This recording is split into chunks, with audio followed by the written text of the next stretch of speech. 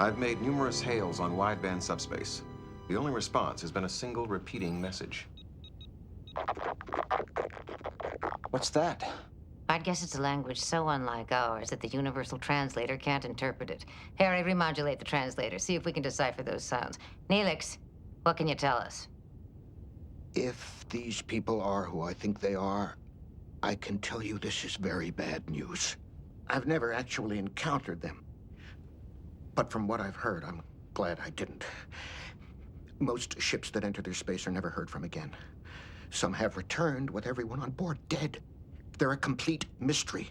No one knows their name, how many of them there are, what their culture is like. Just that they really don't want people violating their territory. If this is any indication of their borders, it's a huge area of space, hundreds of sectors. If we were to go around it, it would take months.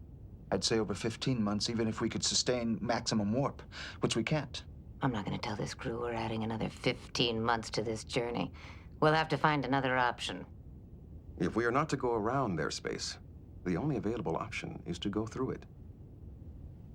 Precisely. Tom and B'Elanna hit a sensor net as they crossed the border. We have to figure we'll run into it when we try to cross. But there are ways around sensor nets. They can't possibly have enough ships to patrol a border this size. We can probably find an unguarded section. Would it affect your decision if I pointed out that encroaching on the territory of an alien species is prohibited by Starfleet regulations? No, it wouldn't. Captain, you have managed to surprise me. We're a long way from Starfleet, Lieutenant. I'm not about to waste 15 months because we've run into a bunch of bullies. All right. I want a plan for crossing that border as quickly and as quietly as possible. We'll reconvene in an hour. Dismissed.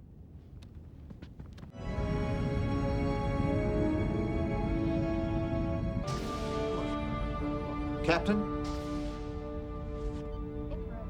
I think we found it. A way to get across the border without being detected. Let's hear it. Their sensor net uses a series of interlaced tachyon beams. If we adjust the shields to refract those beams around the ship, we can slip across without appearing to have disrupted the net. Not bad.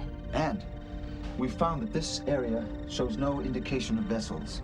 We can slide through, go to high warp, and be through this narrow section of their territory in 4 days. Good work. Helm, set a course for the border. Aye, Captain.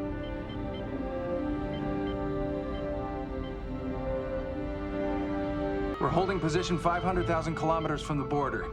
I'm ready to go as soon as you give the word, Captain. All set, Mr. Kim. I'm ready whenever Lieutenant Torres is. Bridge to engineering. Torres here. B'Elanna, are you ready to reconfigure the shields to match Mr. Kim's refraction pulse? Ready. Captain, long-range sensors show a large vessel 5 light years from our current position. According to my readings, it's huge. On screen.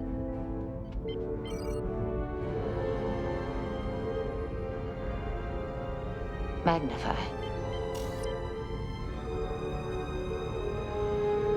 That looks like thousands of ships. I'm not reading any energy signatures.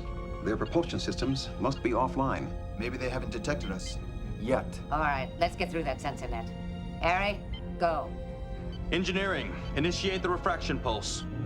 Pulse is activated. Moving to full harmonic resolution. 60%, 80%, 90, maximum resolution, shields at nominal output.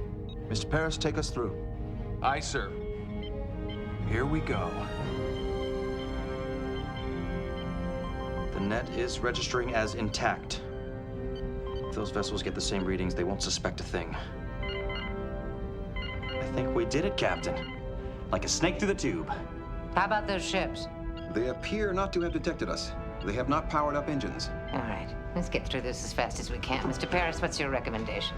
I'll try holding warp 9.75 for as long as I can. If we can sustain that for 12 hours, we'll be nearly a third of the way through.